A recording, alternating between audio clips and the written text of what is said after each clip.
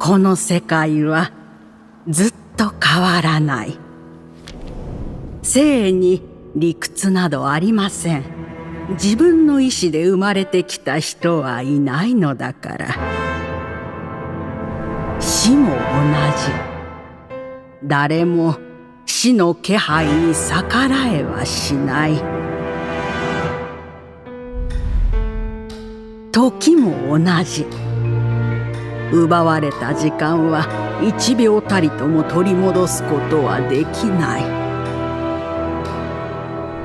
空も例外ではありません。空とは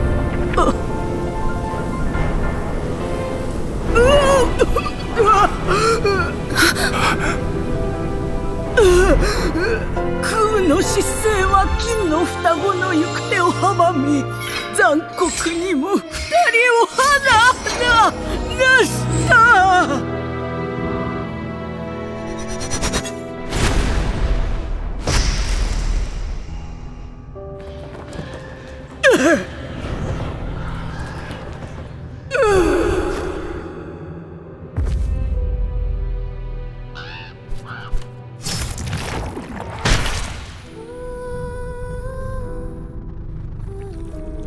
鍋、いや、こんなことをするのはレインドットだな。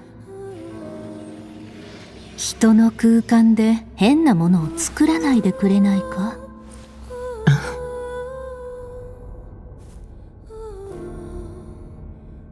予想通りだ。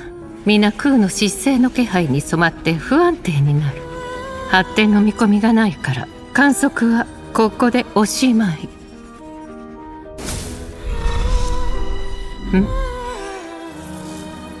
あなたにとって私の力は好奇心を満たすためのおもちゃでしかないのね。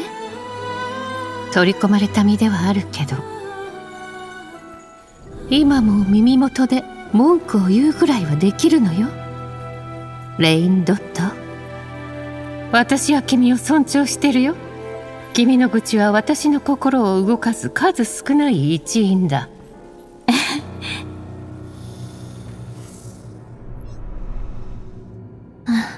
イスタロト、なぜあの者たちに歴史を与えた。アスモダイはここにいないみたいだし、無意味な時間を潰す方法を考えただけ。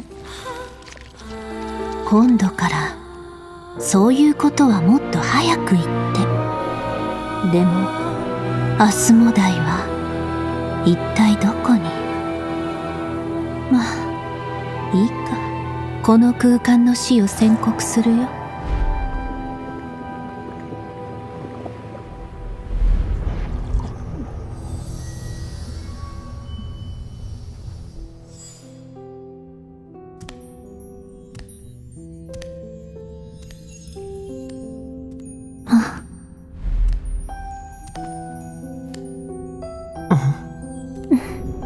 4人揃わないと定例会議を開けないなんて決まりはないでしょ。やはりアスモダイを探すべきだと思う。天理の影として生み出されて以来、会議に顔を出さないなんて前代未聞だ。もし裏切っただけなら見つけ出してもしょうがないんじゃない？斬新な推測だ。飲まれたじゃないのか。裏切っただけ。軽はずみな発言は慎んでほしい。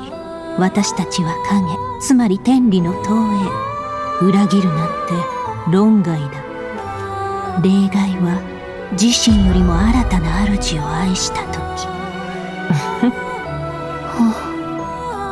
ロノバ、誰かに見られている気がしない。ここで感じられる視線となると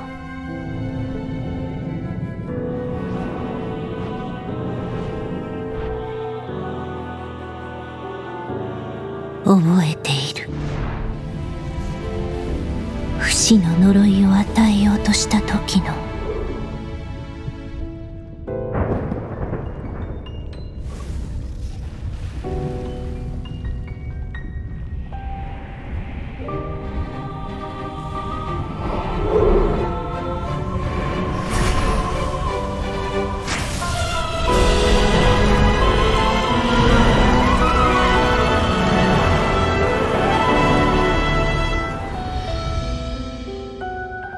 私も奴とは旧知の仲だ。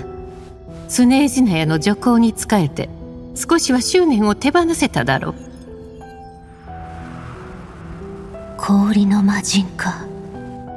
あれしきの力で天理を直視しようなどと。天理は未だ目覚めない。このチャンスは逃したくないと思うだろうな。レインドット、そういう考えは私が許さない。知ってるでしょ。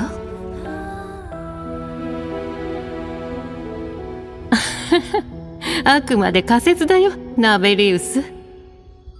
命令こそ受けていないけど、そろそろ介入しないと。無論ルールの範囲内で。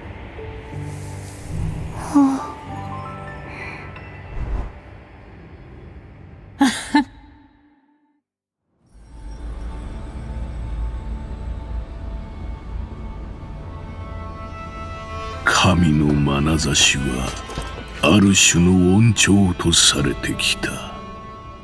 神の目はその最たる例だろう。人は神の目線を渇望するが、その逆は神は直視されると怒り、人に罰を下すという話もある。それがどうした。命が消え国が滅ぶまでのこと。どうでもよい。とうの昔に経験したことだ。神を直視することの代償は分かった。ならば神を殺した代償は、神は沈黙した。そのことについては考えたことがなかったらしい。天を恐れてうつむく者に上皇陛下は告げた。それが神の限界だと。